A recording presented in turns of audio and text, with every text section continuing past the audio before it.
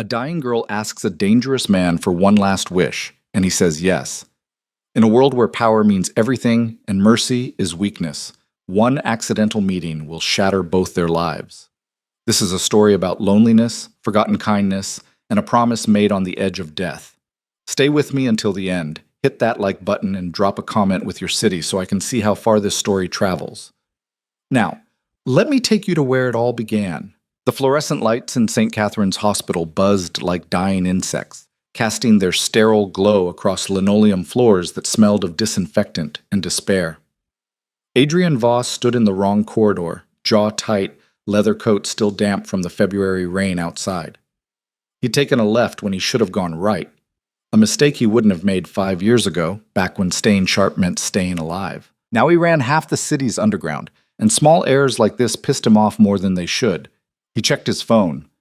No signal in this wing. Typical. The meeting with Christoph was supposed to happen in the administrative building, not this maze of sickness and slow death. Adrian started to turn back when he heard it, a sound so out of place it made him stop cold. Laughter. Not the kind you hear at bars or parties. This was different. Fragile. Like glass about to break. Adrian had built his empire on reading situations, on knowing when to push and when to walk away. Every instinct told him to leave. Instead, he found himself moving toward the sound, toward the partially open door of room 408. The girl inside couldn't have been more than 21, maybe 22. She sat propped up in bed, skeletal hands clutching a remote control, watching some old sitcom on the small TV mounted to the wall. Her skin had that translucent quality that came from too many months indoors, and her dark hair, what was left of it, lay thin against the pillow. She wasn't supposed to notice him. Adrian was good at being invisible, when he wanted to be. But she turned her head, and their eyes met. "You lost?" Her voice came out raspy, like she didn't use it much anymore. Adrian's first instinct was to lie. He was good at that too. But something about her direct gaze made the practiced words stick in his throat. "Yeah," he said finally, looking for the administrative wing. "Wrong floor, you want third." She coughed, reaching for a cup of water on the bedside table. Her hand shook so badly the cup rattled against the plastic. Adrian watched her struggle for 3 seconds before his legs carried him into the room. He picked up the cup and held it while she sipped through the straw. "Thanks." She leaned back, studying him with an intensity that made him uncomfortable. "You don't look like hospital people." "What do hospital people look like?" "Tired, sad, fake cheerful." She tilted her head. "You just look angry." Adrian set the cup down harder than he meant to. "I'm not angry. Sure." The ghost of a smile crossed her face. "I'm Lena, by the way. Lena Cross." He shouldn't give his real name. Adrian Voss meant something in this city, something that brought problems. But standing in this room with its beeping machines and its dying girl, none of that seemed to matter. "Adrian? Just Adrian?" "For now." Lena laughed again, that fragile sound that had stopped him in the hallway. "Mysterious. I like it. You visiting someone?" "Business meeting." "In a hospital. That's dark." "You have no idea." She shifted in the bed, wincing. Adrian noticed the IV line in her arm, the morphine pump with its steady drip. Cancer, probably. He'd seen enough death to recognize its approach. "So, just Adrian," Lena said. "What kind of business brings you to St. Catherine's on a rainy Tuesday?" "The boring kind." He moved toward the door. This conversation had already gone on too long. "You should rest." "That's all I do." Her voice stopped him at the threshold. "Rest and watch TV and wait for nurses to check if I'm still breathing. Tomorrow's Valentine's Day, you know." Adrian didn't know, didn't care. Dates like that belong to normal people with normal lives. "Yeah? Yeah." Lena's fingers twisted in the thin blanket covering her legs. "My mom used to bring me a single rose every Valentine's Day. Just one, wrapped in brown paper. She said a garden of roses was beautiful, but one rose meant you were someone's only choice." Adrian's hand tightened on the doorframe. "That's nice. She died 2 years ago. Car accident." Lena's voice stayed steady, but her knuckles went white on the blanket.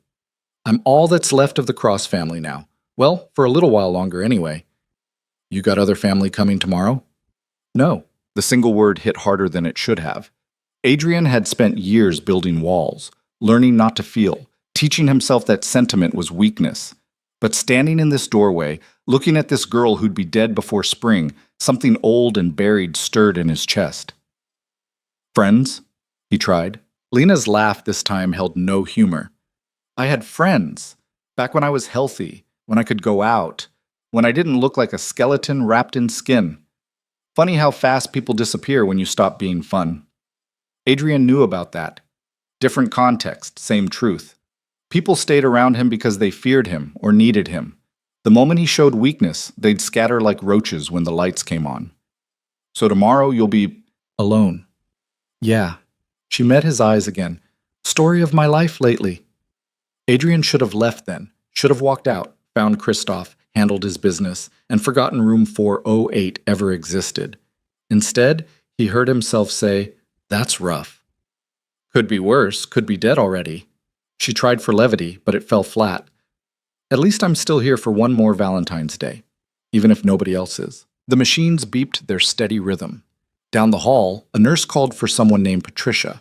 The TV show Lena had been watching went to commercial, selling cleaning products to people who might live long enough to need them. Adrian pulled out his phone, checking the time. The meeting with Christoph was in 15 minutes. He had to go. I should stay? Lena's voice came out small, then stronger. Sorry. That was pathetic. You don't even know me. No.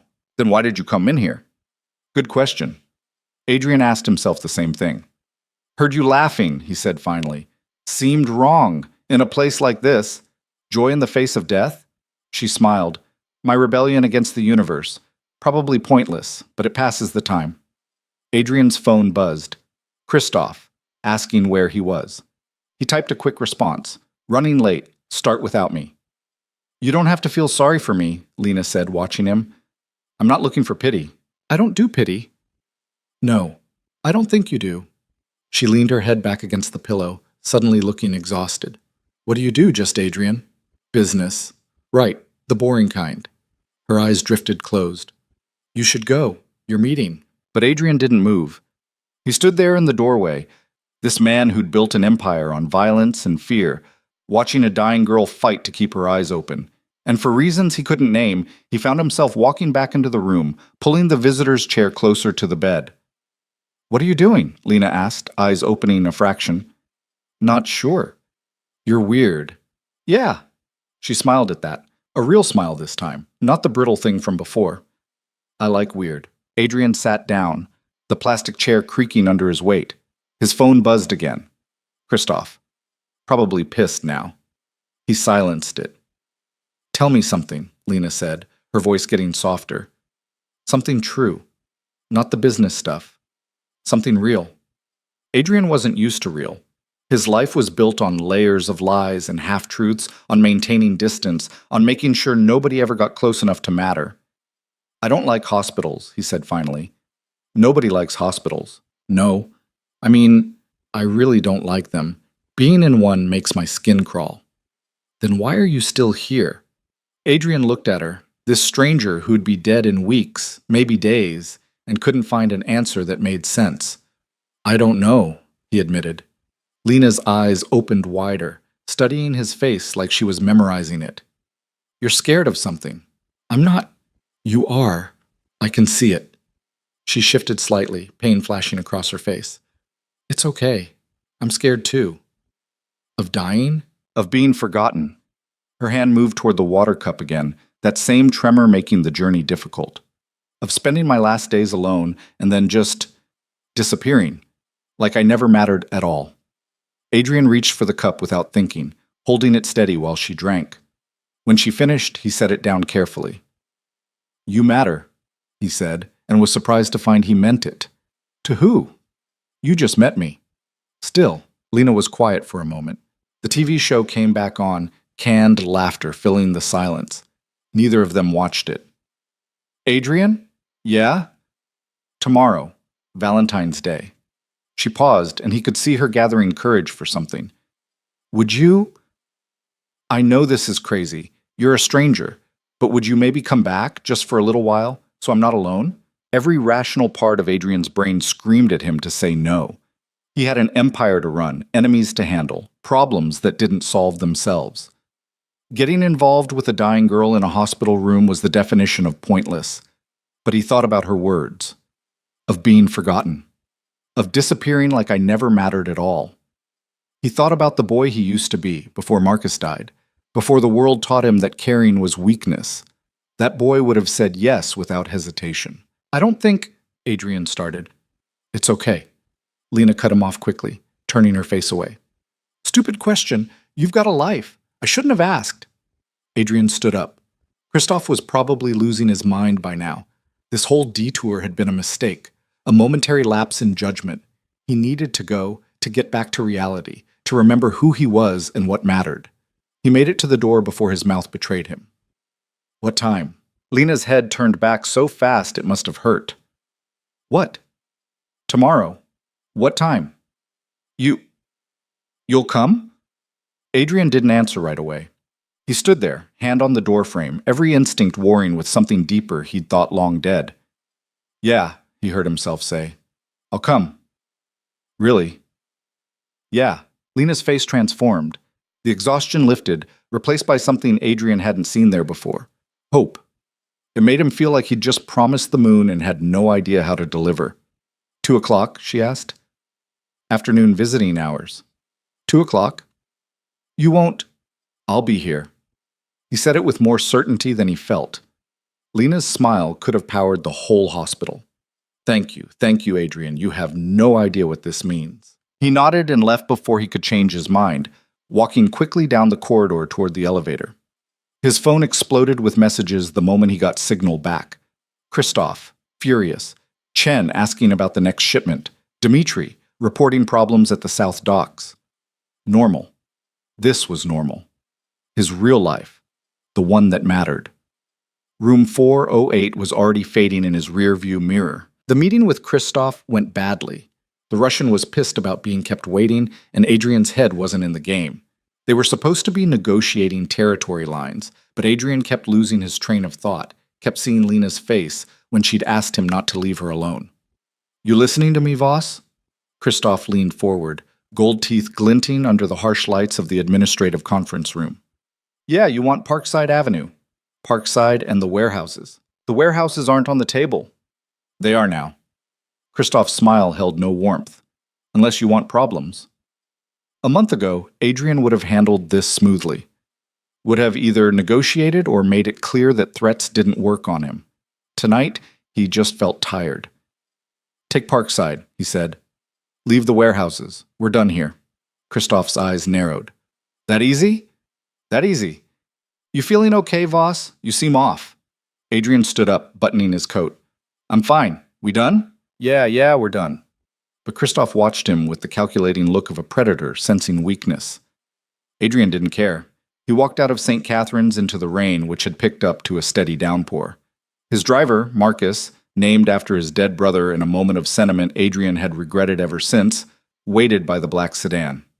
Where to, boss? Home. The drive across the city usually centered Adrian, reminded him who he was. Tonight it just felt empty. The streets passed by. His streets, the ones he controlled, but they looked different somehow. Smaller. Less important. His penthouse apartment overlooked the harbor, 32 floors of steel and glass that screamed success. Adrian had bought it 5 years ago, right after taking control of the Eastern Territories. It was beautiful, modern, and completely devoid of warmth. He poured himself 3 fingers of scotch and stood by the window, watching the rain blur the city lights into abstract streaks of color. Somewhere out there, in a hospital bed, Lena Cross was probably asleep. Dreaming of what? A miracle? More time? A Valentine's Day that didn't hurt so much? Adrian's phone buzzed. Chen, about the shipment. He ignored it. Another buzz. Dmitri, about the docks. Ignored. His reflection in his window stared back at him, 31 years old, hard-faced, expensive suit, empty eyes. This was what success looked like. This was what he'd built when he stopped being the boy who cared and became the man who didn't. He thought about Lena's question. What do you do, just Adrian? The real answer, he hurt people. Not always physically, though that happened too. Mostly he hurt them by existing in their world, by being the thing that scared them into line. He was good at it. It paid well. And it meant absolutely nothing standing in his empty apartment, promising to spend Valentine's Day with a dying girl because she'd asked him not to let her be alone. Adrian finished his scotch and poured another. Tomorrow he'd go to the hospital, sit for an hour, fulfill his promise, and leave. It was the right thing to do. The decent thing. Then he'd get back to his life and forget room 408 ever happened. Simple. Except nothing felt simple anymore. He pulled out his phone and typed Valentine's Day traditions into the search bar, then immediately deleted it. What was he doing? He wasn't some lovesick teenager trying to impress a girl. This was charity work, pity, a good deed to balance the scales of a life spent doing bad things. But his fingers moved of their own accord, typing the search again. Results flooded the screen: flowers, chocolate, romantic dinners. He scrolled past the nonsense, looking for something real. A single rose means you're someone's only choice. Lena's words echoed in his head. Her mother's tradition. One rose wrapped in brown paper. Adrian set his phone down and walked to the window again. The rain hadn't let up. February in this city was always wet, always gray, always on the edge of something worse. Like Lena. On the edge. Waiting. He should sleep. Morning would come fast, and he had business to handle before the hospital. The world didn't stop turning just because one girl asked for company on Valentine's Day. But Adrian stood there until the scotch was gone and the city lights began to blur, not from rain, but from something else entirely. Something he'd trained himself not to feel for so long he'd forgotten the sensation. It felt like breaking. It felt like becoming human again, and it scared him more than any enemy ever had. Morning came harsh and gray. Adrian woke on the couch, still dressed, neck stiff from the awkward angle. His phone showed 17 missed calls and 34 messages. The Empire demanded attention, as it always did. He showered, shaved, put on a different suit. Black today, because everything in his closet was black or gray. Colors were for people who didn't need to disappear into shadows. Chen called at 8. "Where were you last night?" "Busy?" "The shipment from Toronto. Handle it." "Boss, you said you'd—" "I said handle it, Chen." Adrian's voice came out harder than intended. "You want your cut. You do your job. Clear?" Silence on the other end. Then, crystal. Adrian hung up and immediately regretted it. Chen was solid, had been with him for 4 years. Snapping at him was stupid, emotional, and Adrian didn't do emotional. Except apparently he did now because all he could think about was 2 o'clock. He went through the motions: coffee, emails, calls to his lieutenants. The city's underworld ran on routine, and Adrian was its clockwork heart. Territory disputes, shipment schedules, protection payments, police contacts who needed their palms greased. Same thing, different day. At noon, he told Marcus to bring the car around. "Where are we going, boss?" Adrian almost said the hospital. Almost, but that would raise questions, and questions led to weakness, and weakness in his world got you killed. "Shopping first, then an appointment." Marcus raised an eyebrow but didn't ask. Good man. The flower shop on Fifth Avenue was the kind of place Adrian never entered. Too bright, too fragrant, too alive. The woman behind the counter looked up from arranging lilies and did a double take at his appearance. Black suit, hard eyes, the kind of man who didn't belong among roses and baby's breath. "Can I help you?" Her voice wavered slightly. "I need flowers." "What kind?" Adrian realized he had no idea. "Roses. Red ones." "How many? We have beautiful arrangements, or if you're looking for something special, 1 rose." The words came out before he thought about it. "Just 1, wrapped in brown paper." The woman's expression shifted from nervous to curious. "Just 1? "Yeah, that's actually really sweet. Most guys go for the big showy bouquets, but 1 rose, wrapped simple, that's classic, elegant." She moved to a cooler in the back, pulling out long-stemmed roses. "These are our best, fresh this morning." She showed him 3 options: deep red, blood red, crimson. They all looked the same to Adrian. "That one," he pointed at random. "Perfect choice." She wrapped it carefully in brown paper, tying it with simple twine. Someone's lucky. Adrian paid cash and left before the conversation could continue. The rose felt wrong in his hand, too delicate, too vulnerable. He set it carefully on the seat beside him in the car. "Hospital now?" Marcus asked. "Yeah." "You sick, boss?" No. Marcus waited for more explanation. When none came, he put the car in gear and headed west towards St. Catharines. They drove in silence, which suited Adrian fine. He wasn't ready to explain, not to Marcus, not to himself, why he was doing this. Traffic was light for Valentine's Day. Most people were probably at work, planning romantic evenings that would disappoint them. Adrian had never understood the appeal. Manufactured sentiment, forced emotion, overpriced restaurants full of couples pretending everything was perfect. But sitting in room 408 with a dying girl who just wanted not to be alone? That made sense in a way Valentine's Day never had. They pulled up to St. Catharines at 1:45. Adrian sat in the car for a full minute, rose in hand, questioning everything. He could drive away. Should drive away. Lena wouldn't blame him. She'd said it herself. He was a stranger. No obligation, no connection, except there was a connection. He'd promised. And Adrian Voss might be a criminal, a killer, a man without mercy in business. But he'd never broken a promise. Not since Marcus died. Wait here, he told his driver. How long? Hour. Maybe 2. Marcus nodded, already pulling out his phone.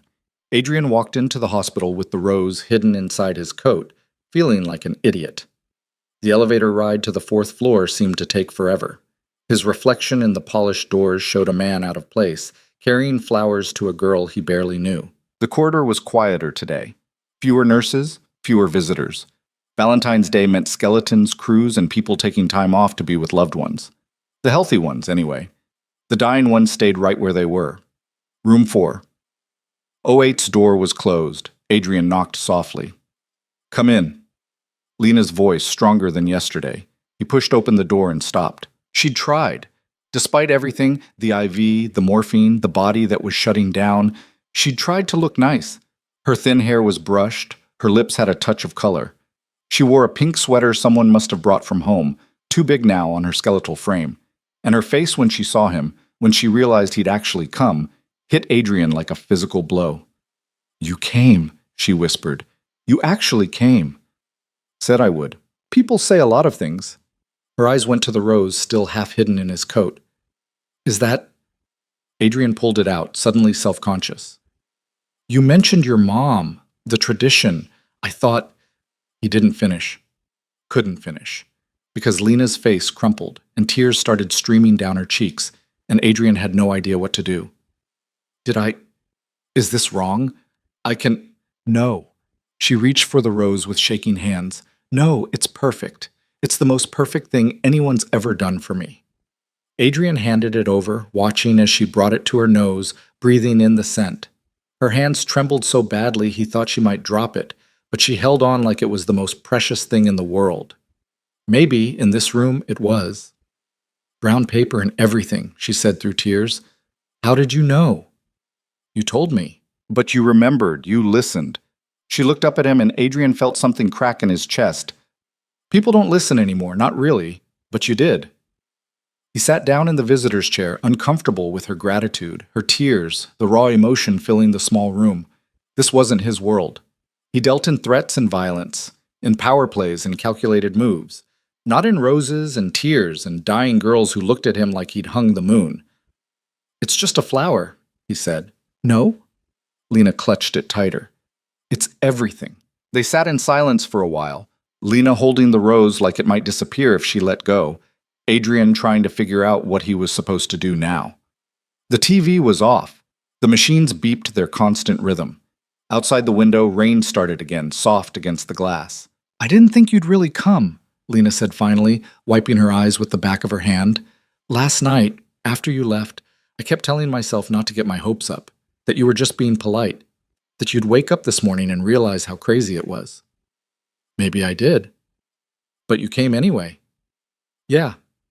She smiled at that, setting the rose carefully on the bedside table where she could see it. Why? Adrian had asked himself the same question 100 times between last night and now. He still didn't have a good answer. You asked me not to let you be alone, he said. So I'm here. That simple? Nothing's ever simple. Lena shifted in the bed, wincing. The movement was small, but Adrian saw the pain flash across her face. She caught him watching and tried to hide it. Don't, he said. Don't what? Pretend it doesn't hurt. I'm not... You are. Adrian leaned forward, elbows on his knees. You don't have to do that. Not with me. Lena was quiet for a moment, studying him with that same intense look from yesterday, like she could see through the walls he'd spent years building. It hurts all the time now, she admitted. The morphine helps, but there's always this background hum of pain, like static on a radio. You get used to it, mostly. Learn to live with it. That's a shit way to live. Better than the alternative. She laughed, but it sounded hollow. Well, maybe not better. Different. Adrian didn't know what to say to that. His world was built on action, on problems that could be solved with money or force or both. Cancer didn't care about either. It just took and took until there was nothing left. Tell me about your life, Lena said suddenly. The real stuff. Not the business meeting nonsense. There's not much to tell. Liar, she smiled. Everyone has a story. What's yours? Adrian's jaw tightened. He never talked about his past, about the boy he used to be before everything went wrong. That person was dead, buried under years of necessary violence and calculated moves. But Lena was looking at him with those wide eyes, holding her single rose, asking him to be human for just a little while. And somehow, impossibly, he found himself talking.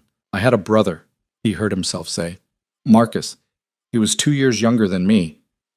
Was? He died 11 years ago. Lena's expression softened. I'm sorry. Don't be. You didn't know him. Still, she paused. How did it happen? Adrian's hands curled into fists. He never talked about this. Never. But the words kept coming anyway, like a dam breaking after holding back floodwater for too long. He got sick. Pneumonia, they said, at first. Then it turned out to be something worse, complications. The doctors threw around a lot of medical terms that basically meant we were screwed. He stared at the floor, seeing a different hospital room, a different dying person. We didn't have money for good care, for specialists. So we went to a place like this, public hospital, overworked staff, not enough beds. Like St. Catherine's. Exactly like St. Catherine's. Adrian's voice came out flat. He was 14. I was 16. Our mom worked 2 jobs, but it wasn't enough. Never enough. I watched him get worse every day, watched the light go out of his eyes, and I couldn't do anything. Couldn't save him. Couldn't even afford to make him comfortable at the end. The machines beeped. Rain pattered against the window. Lena waited, not pushing, just letting him speak. He died on a Tuesday, Adrian continued, March 15th. I was holding his hand. He looked at me and said, "Oh, don't be sad, Adrian. At least it doesn't hurt anymore." Then he closed his eyes, and that was it. 14 years old, and grateful to be dying because at least the pain would stop. That's when you changed. It wasn't a question. Lena said it like she could see the before and after written on his face. Yeah, Adrian admitted. That's when I learned that being good, being kind, being decent, none of it mattered. The world didn't care about Marcus, didn't care that he was smart and funny and deserved better. So I stopped caring back, stopped being the kid who tried to do right and became someone who did what was necessary. Necessary for what? For survival, for power, for making sure I'd never be helpless like that again. He looked up, meeting her eyes. I'm not a good person, Lena. You should know that. The things I've done, I don't care. You should. But I don't. She reached for the water cup, and this time Adrian didn't help, watching her struggle through it herself. When she finished, she set it down with deliberate care. You want to know what I think? Not really. Too bad. I think you're still that 16-year-old boy holding his brother's hand. You just buried him under a lot of anger and sharp edges. You're wrong. Am I? Lena tilted her head. Then why are you here? Why did you bring me a rose wrapped in brown paper? Why did you remember something I said once in passing? Adrian didn't have an answer for that. Or he did, but it was the wrong one. The one that made him vulnerable, that cracked the armor he needed to survive in his world. I should go, he said, starting to stand. Please don't. Lena's voice came out small. I'm sorry, I shouldn't have pushed. It's just...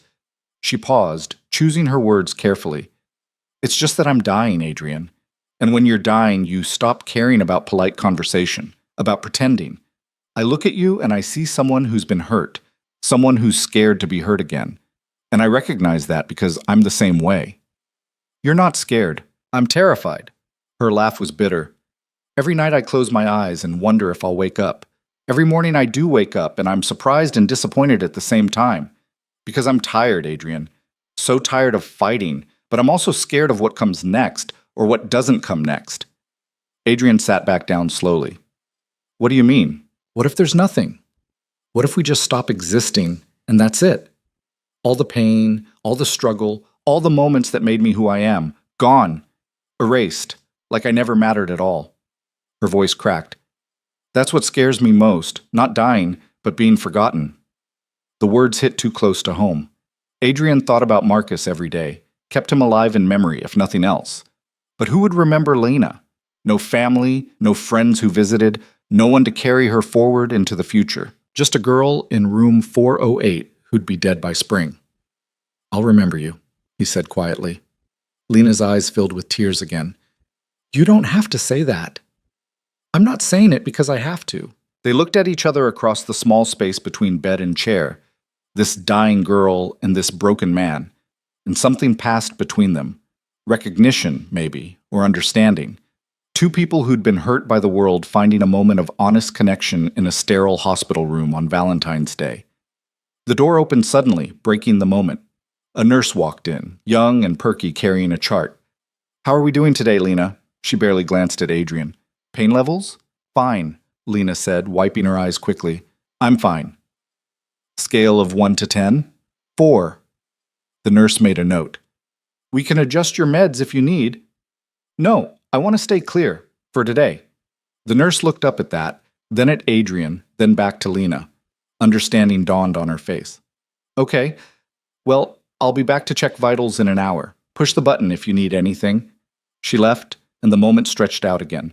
Adrian realized he'd been holding his breath. She thinks you're my boyfriend, Lena said, a hint of amusement in her voice. Should I correct her? Why bother? Let her think something nice for once. Lena adjusted the rose on her bedside table. Tell me more about Marcus. What was he like before he got sick? Adrian hadn't talked about his brother in years. Not the real Marcus, the one who existed before the hospital. But sitting here with Lena, it felt okay, safe even. He was a pain in my ass, Adrian said, and was surprised to find himself almost smiling. Always getting into trouble, always dragging me along. He'd find a stray dog and insist we take it home. Mom would say no, and Marcus would hide it in our room for a week before she noticed. Did you get in trouble? All the time. But Marcus had this way of talking himself out of things. Big eyes, innocent face. He'd look at Mom and say, but the dog was hungry, and she'd melt. Adrian shook his head. I was the serious one. He was the dreamer. What did he dream about? Everything. He wanted to be a marine biologist, then an astronaut, then a chef. Changed his mind every week. But he'd commit to it completely, check out every book from the library, drive me crazy talking about it. The memory felt distant now, like it belonged to someone else. He was good, though. Really good. The kind of person who made the world better just by being in it. He sounds wonderful. He was.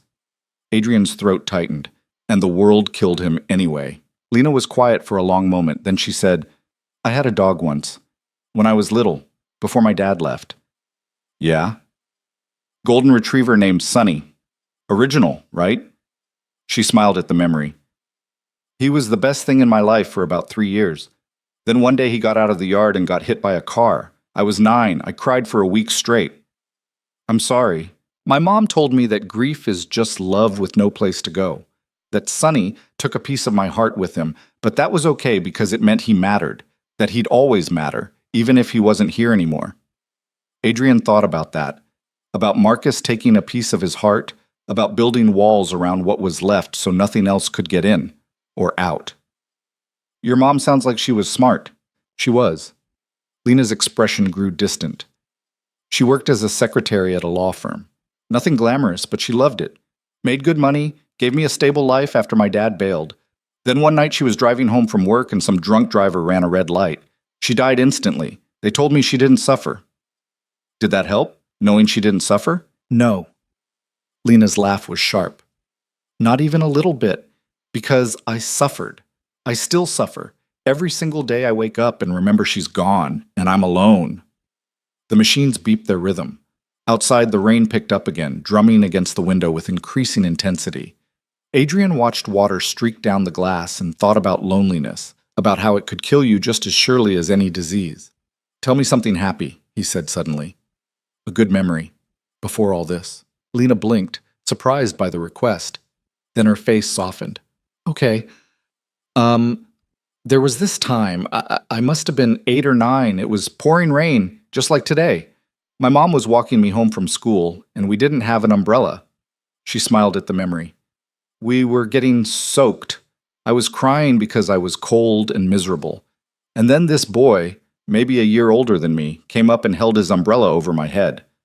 Adrian felt something cold settle in his stomach. He didn't say anything, Lena continued, just walked with us the whole way to my building, keeping the umbrella over me while he got drenched.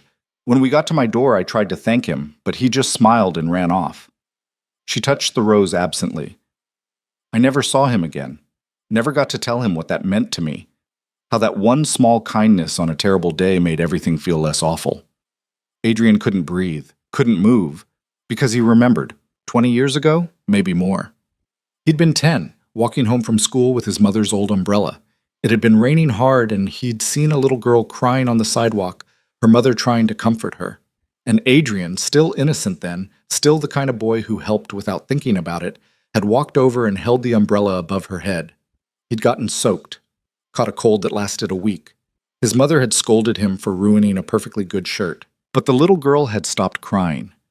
Adrian? Lena's voice pulled him back. You okay? You look like you've seen a ghost. He couldn't tell her, couldn't say it out loud, because if he did, it would mean something, would create a connection that went deeper than a chance meeting in a hospital corridor, would make this whole thing matter in ways that scared him more than any threat he'd ever faced. I'm fine, he managed, just thinking. About what? Nothing important. But Lena was watching him with those sharp eyes, and he knew she didn't believe him. She was too smart, too observant, even in her dying state. It's funny, she said slowly, how kindness works, how one small thing can stick with you forever. That boy with the umbrella. I think about him sometimes. Wonder who he became. If he's happy. If he knows that what he did mattered. Adrian's hands were shaking. He clenched them into fists, pressing them against his thighs. Maybe he doesn't remember, he said, his voice rough. Maybe it was just a random thing, didn't mean anything. Or maybe it meant everything. Lena leaned back against her pillow, exhaustion creeping into her face. Maybe that's the point of kindness. You never know what impact you're having, but you do it anyway. The nurse came back then, saving Adrian from having to respond. She checked Lena's vitals, adjusted the IV, asked about pain levels again. Lena answered in monosyllables, her energy clearly fading. You should rest, the nurse said. You've been up a while. I don't want to rest. But even as Lena said it, her eyes were drooping. I want to stay awake. I'll be here, Adrian said. When you wake up. I'm not going anywhere. Lena's eyes opened wider, fighting sleep. Promise? Promise. She smiled, and it was the last thing he saw before her eyes closed. Her breathing evened out within minutes, the morphine and exhaustion pulling her under. Adrian watched her sleep, this girl who'd remembered a kindness from 20 years ago, who'd held on to it like a lifeline, and he'd been the one who gave it. The realization settled over him like a weight. This wasn't random. This wasn't coincidence. Somehow, impossibly, the universe had brought them back together. The boy who'd shared his umbrella and the girl who'd never forgotten it. Adrian stood up carefully, not wanting to wake her. He should leave, should walk out of this room and never come back. Because staying meant caring, and caring meant vulnerability, and vulnerability in his world got you destroyed. But he'd promised. And more than that, he wanted to stay. He moved to the window, watching rain stream down the glass. His reflection stared back, older, harder, meaner than the boy who'd walked in the rain 20 years ago. What would that boy think of what he'd become? Would he be proud or horrified? Adrian's phone buzzed. Chen again, asking about tonight's meeting with the suppliers. He typed a quick response. Reschedule. Another buzz. Dimitri, about the South Dock situation. Handle it yourself. A third buzz. Christoph following up on last night. Not now. His empire was calling, demanding attention. But Adrian silenced his phone and returned to the chair beside Lena's bed. He sat down, settled in, and waited for her to wake up. An hour passed. Then 2. The rain continued outside, steady and relentless. Adrian watched Lena sleep, watched the rise and fall of her chest, watched the machines track her failing body's struggle to keep going. She woke sometime after 4, blinking slowly in the dim light. The sun had gone down early, hidden behind storm clouds. February in the city was always dark. "You stayed," she whispered. "Told you I would." "How long was I asleep?" "Couple hours." Lena groaned. "I'm sorry. What a terrible Valentine's Day date. I pass out and leave you sitting in a hospital room." "It's not a date." "No?" She smiled weakly. "You brought me a rose. You stayed for hours. Sounds like a date to me." "You have a twisted definition of romance," says the man who showed up. Her hand moved toward the water cup, trembling worse than before. This time Adrian helped without being asked, holding it steady while she sipped. "Thank you." "Stop thanking me." "Why? You keep doing things worth thanking." Adrian set the cup down, frustrated. "I'm not a good person, Lena. You keep acting like I am, but I'm not. The things I've done, the people I've hurt, I don't care about that." "You should." "But I don't." She reached out suddenly, her skeletal hand grasping his. Her grip was weak, barely there, but it stopped him cold. "I see you, Adrian. Not what you've done. Not what you think you are. I see who you actually are underneath all that anger. And who's that?" "The boy with the umbrella." Adrian froze. His heart hammered against his ribs. She couldn't know. There was no way she could know. "What?" "The boy who helped a crying girl in the rain." Lena's eyes locked onto his. "It was you, wasn't it?" He should lie, should deny it, should protect himself from whatever this was becoming. But looking at her hand holding his, at her face so full of certainty, he couldn't. "Yeah," he said quietly. "It was me." Lena's breath caught. Tears started streaming down her face, and she was smiling and crying at the same time. "I knew it," she whispered. "When you talked about Marcus, about being 10 years old, about your mom, something clicked. The timeline matched, the age matched, and the way you reacted when I told the story." She squeezed his hand harder. "It was you. It was always you." Adrian felt like the ground had dropped out from under him. 20 years since he'd been that boy, since he'd done one simple kind thing without thinking about it. And that little girl had remembered, had held on to it through her father leaving, her mother dying, her own body betraying her, had held on to it like it mattered. "It was nothing," he said, but his voice cracked. "Just an umbrella. It was everything." Lena pulled his hand closer, pressing it against her chest. "Don't you see? You showed me that kindness existed, that people could be good just because. I was 8 years old and miserable, and you made it better. You didn't have to. You got nothing out of it.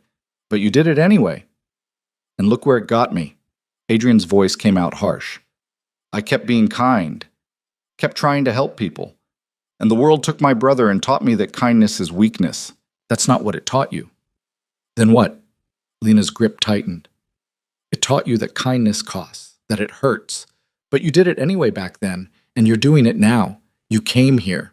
You brought me a rose. You stayed even though every instinct probably told you to run." She coughed, her body shaking. "You're still that boy, Adrian. You just forgot for a while." Adrian couldn't speak. The walls he'd built so carefully were crumbling, and he didn't know how to stop it, didn't know if he wanted to. "I spent 20 years looking for you," Lena said softly. "Not literally, but in my head. Every time someone was cruel, I'd remember Umbrella Boy and tell myself good people existed. That kindness was real." She smiled through her tears. "And now here you are, right when I need you most." "I can't save you. I don't need saving. I just need not to be alone." The machines beeped. The rain fell, and Adrian sat there holding the hand of a dying girl who'd remembered him when he'd forgotten himself, and felt something long dead stirring back to life. It felt like hope. It felt like terror. It felt like coming home to a place he'd tried to forget existed. "Don't leave," Lena whispered, her energy fading again. "Please don't leave." "I won't," Adrian promised. "I'm right here." She smiled and closed her eyes, still holding his hand. And Adrian sat there in the growing dark, watching her breathe, thinking about umbrellas and roses and the strange, cruel kindness of a universe that brought two people together twice. once to plant a seed, once to watch it bloom, even if the garden was dying. Adrian stayed until the night shift nurses started their rounds, until visiting hours officially ended and a stern-faced woman in scrubs told him he needed to leave. Lena was asleep again, her breathing shallow but steady, her hand still loosely holding his. "I'll come back tomorrow," he told the nurse quietly. She looked at him differently than the younger one had, like she'd seen too many people make promises they wouldn't keep. "Visiting hours start at 10, was all she said. Adrian carefully extracted his hand from Lena's grip. She stirred but didn't wake. He stood there for a moment, looking down at her pale face, the rose still on her bedside table. Then he left before he could second-guess himself. The rain had stopped, but the city was still wet, streetlights reflecting off puddles like scattered stars. Marcus had the car running, heat blasting. "Long appointment," his driver said neutrally. "Yeah." "Everything okay?" Adrian didn't answer. He stared out the window as they drove through empty streets, thinking about umbrellas and dying girls, and the boy he used to be. That boy felt closer now than he had in years, like a ghost standing just behind his shoulder, watching everything he'd become. His phone had 23 missed calls. Adrian ignored them all. The penthouse felt even emptier than usual. He poured scotch, didn't drink it, stood at the window, didn't see the view. His mind kept returning to room 408, to Lena's face when she realized who he was, to the weight of her hand in his. He thought about what she'd said, that he was still the boy with the umbrella, just buried under anger and sharp edges. Part of him wanted to believe it. Part of him knew better. That boy died with Marcus. What was left was something harder, meaner, built for survival in a world that didn't forgive weakness. You couldn't run an empire on kindness, couldn't control territory through compassion. The moment Adrian showed softness, his enemies would tear him apart. But Lena wasn't his empire, wasn't his business. She was just a dying girl who remembered one good thing he'd done in a lifetime of bad ones. And she was running out of time. Adrian finally drank the scotch, then poured another. By the time he fell asleep on the couch, fully dressed for the second night in a row, dawn was breaking over the harbor. His phone woke him 4 hours later. Chen calling for the third time. "What?" Adrian answered, voice rough. "Where the hell have you been?" "Christoph's threatening to back out of the Parkside deal, says you're acting unstable. Dimitri needs answers about the shipment, and the suppliers from last night are pissed you didn't show." Adrian rubbed his face. "Reschedule everything." "For when?" "I don't know. Next week." Silence on the other end, then, carefully, "Boss, are you okay?" "I'm fine." "Because you're not acting fine. You missed 2 major meetings, you're not answering calls, and now you want to push everything back a week?" Chen's voice dropped lower. "People are starting to talk. Say you're losing your edge. Let them talk." "Adrian?" Chen never used his first name. "What's going on?" Adrian thought about lying, about making up some excuse that would satisfy Chen and keep the questions at bay. But he was tired of lies, tired of pretending. "I'm dealing with something," he said finally. "Personal." "Personal?" "Yeah." "You don't do personal." "Well, I'm doing it now." Adrian stood up, wincing at the stiffness in his neck. "Handle what you can. Push back what you can't. I'll be available by phone but not in person for a few days." "A few days? Boss, the Christoph situation? Give him the warehouses." Chen's shock was audible. "What? You said those were non-negotiable." "They were. Now they're not." Adrian walked to the window, looking out at the gray morning. "Is there anything else?" "Yeah, there's a lot else, but I'm guessing you don't want to hear it." "Not today," Chen sighed. "All right, I'll do what I can. But Adrian, whatever this personal thing is, be careful. Weakness gets noticed in our business, and noticed gets you killed." "I know." He hung up before Chen could say more. His driver was probably wondering the same things. Where Adrian's head was. Why he was acting strange. What had changed. But Marcus was paid to drive, not to question. Adrian showered, shaved, put on another suit. He looked at himself in the mirror and saw the same hard face, the same cold eyes. But something was different underneath. Something was shifting, breaking loose, and he didn't know how to stop it, didn't know if he wanted to. He stopped at the same flower shop on Fifth Avenue. The woman behind the counter recognized him. "Another single rose?" "Yeah." She smiled. "I knew it was for someone special. How'd yesterday go?" "Fine." "Just fine? Come on, give me something. Did she like it?" Adrian thought about Lena's tears, about her face crumpling in gratitude over something so simple. She liked it. I knew she would.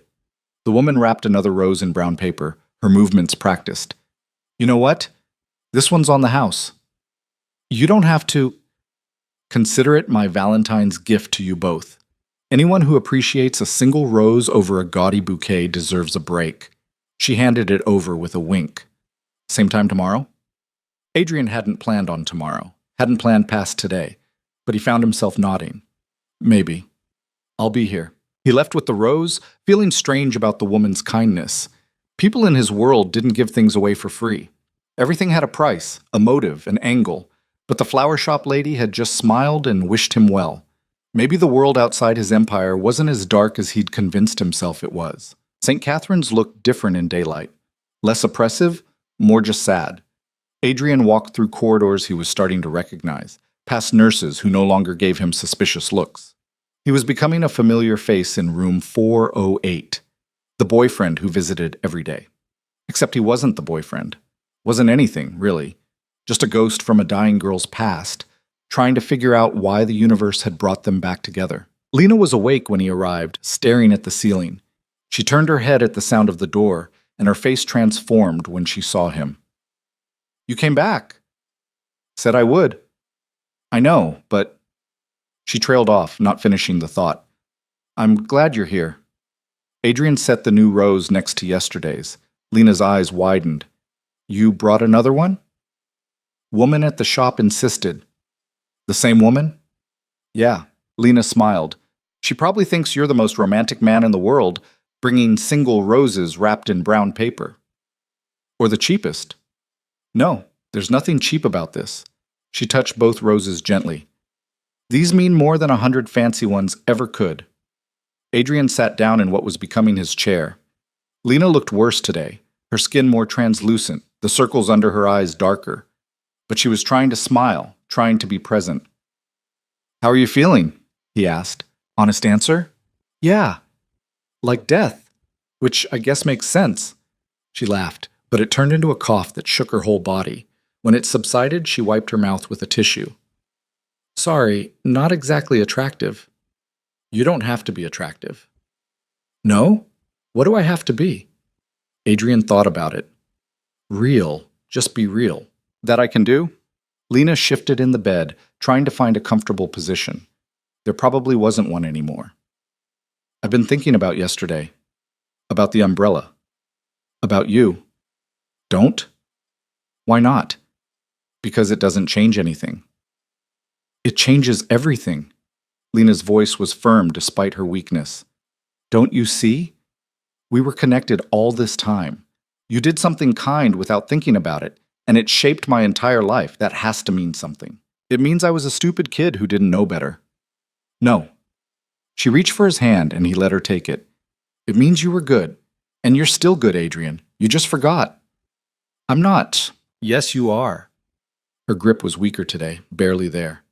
You're sitting in a hospital room with someone you barely know instead of doing whatever important business you have.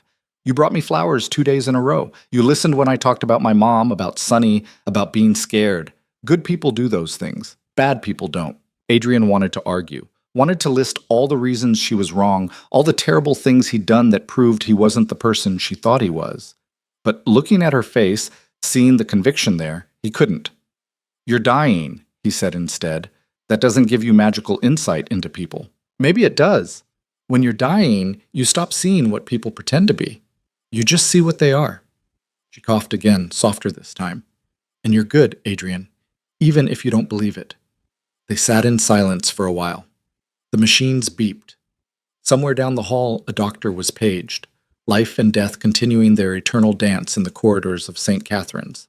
Tell me about your empire, Lena said suddenly. Adrian's head snapped up. What? Your empire. Your business. The thing that keeps you busy. She smiled at his expression. Come on, I'm not stupid. You show up in expensive suits, you have a driver, you talk about territory and meetings. You're either very successful or very illegal. You don't want to know. But I do. I want to know everything about you, because I don't have time for mystery. The bluntness hit hard. Adrian had been dancing around her condition, avoiding the reality, but Lena wasn't avoiding anything. She was staring death in the face and demanding honesty. "It's not a nice story," he warned. "I don't need nice, I need real." So Adrian told her. Not everything. Some things were too dark, too brutal, but enough. He told her about building his organization from nothing, about taking territory piece by piece, about becoming someone people feared. He told her about the money and the power and the hollow satisfaction of controlling half the city's underground. Lena listened without judgment, her eyes never leaving his face. "Are you scared?" she asked when he finished. "Of what? Of dying, of losing what you built, of it all meaning nothing in the end?" Adrian hadn't expected that question. "I don't think about it." "Liar." He almost smiled. "You're calling me a liar?" "When you lie, yeah." She squeezed his hand. "Everyone's scared of dying, Adrian. Even crime bosses. Maybe especially crime bosses." "Why especially?" "Because you've hurt people. And when death comes, you have to face that. Face what you've done and who you've become." She paused. "Unless you change." "People don't change." "Yes, they do. I've seen it. My mom's sister used to be an alcoholic, destroyed her life, hurt everyone around her, then one day she just stopped. Got sober, stayed sober, became a different person." Lena's voice was getting tired. "You changed once already. From umbrella boy to who you are now, you can change again. Into what?" "Into whoever you want to be." Adrian shook his head. "It's not that simple." "It never is. But it's possible." A nurse came in then, the same stern one from last night. She checked Lena's vitals with practiced efficiency, her mouth set in a thin line. "Your numbers are dropping," she said bluntly. "I know. We should increase the morphine, make you more comfortable." "No, not yet." Lena's voice was firm. "I want to stay clear." "Lena, please, just a little longer." The nurse looked at Adrian, then back to Lena. "A little longer, but not much. You're in pain." "I can handle it." After the nurse left, Adrian leaned forward. "Why are you refusing pain meds?" "Because they make me fuzzy, make everything distant." Lena met his eyes. "And I want to be present for this. For you. However long we have." "However long we have," Adrian repeated. The words felt heavy, final. "Days, maybe. If I'm lucky." She said it matter-of-factly, like discussing the weather. "The doctors stopped pretending last week. Said it could be any time now." Adrian felt something crack in his chest. "Don't." "Don't what?" "Don't be honest?" "We're past that now." Lena's smile was sad. "I'm dying, Adrian, and I'm scared and lonely and I hurt all the time, but I'm also grateful." "For what?" "For this. For you. For finding out that Umbrella Boy grew up and came back right when I needed him most." She coughed, weaker this time. "The universe has a strange sense of timing. The universe is cruel. Maybe. But it brought you here. That can't be completely cruel." Adrian didn't know what to say to that. He sat there holding her hand, this girl who was slipping away right in front of him, and felt helpless. It was the same helplessness he'd felt watching Marcus die, the same rage at a world that took good people too soon. "I wish I could fix this," he said finally. "You can't. Nobody can." Lena's eyes were starting to droop. "But you can stay, that's enough." "It's not enough. It's everything." She fell asleep holding his hand, and Adrian sat there watching her breathe. Each breath seemed harder than the last, like her body was forgetting how to do the simple act of living. He wanted to rage at someone, hurt someone, make someone pay for this unfairness. But there was no one to hurt. Cancer didn't negotiate. Death didn't care about power or money or threats. His phone buzzed. Christoph, demanding a meeting. Adrian typed a one-word response. No. Another buzz. Chen, asking about the suppliers. Handle it. A third buzz. Dmitri, about something urgent at the docks. Not my problem today. He was watching his empire fray at the edges, watching carefully constructed deals fall apart, watching respect erode. And he didn't care. All of it, the power, the territory, the fear he'd built, seemed meaningless sitting in this hospital room. Lena woke an hour later, disoriented. How long was I out? Hour. Sorry. Stop apologizing. She smiled weakly. Can't help it. My mom raised me to be polite. Her hand moved toward the water, shaking worse than yesterday. Adrian held it for her without being asked. Thanks. You say that a lot too, because you keep doing things worth thanking. You said that already. Did I? Lena looked confused. I'm losing track. Days blur together. Adrian felt panic rising in his throat. She was getting worse faster than he'd expected. The clarity from yesterday was fading, replaced by this foggy confusion. What day is it? Lena asked suddenly. Thursday. Thursday. She repeated it like the word was foreign. What happened to Wednesday? This is Wednesday. I meant Wednesday. Oh. She closed her eyes. I'm scared, Adrian. I know. No, I mean really scared. Like panic attack can't breathe scared. Her hand gripped his tighter, though it barely had strength. What if there's nothing? What if I close my eyes and it's just empty forever? Adrian had no comfort to offer. He didn't believe in afterlives or second chances. When you died, you died. That was it. But looking at Lena's terrified face, he couldn't say that. Then you'll rest, he said instead. No more pain, no more fear, just peace. Peace sounds lonely. Yeah. Will you remember me? After? Yes? Promise? I promise. Lena's eyes opened, focusing on him with effort. Tell me something you've never told anyone, something true. Adrian thought about deflecting, about giving her some meaningless fact that sounded intimate but wasn't. But she deserved better than that. I think about Marcus every day, he said quietly. Every single day for 11 years. And I'm tired of it. Tired of carrying him around. Tired of being angry at a world that killed him. He paused. But I'm scared if I let go of the anger, I'll lose him completely. Like the anger is all I have left. Lena was quiet for a long moment. Then she said, What if the anger is what's keeping him dead? What do you mean? What if by holding on to how he died, you're erasing how he lived? She coughed, struggling for breath.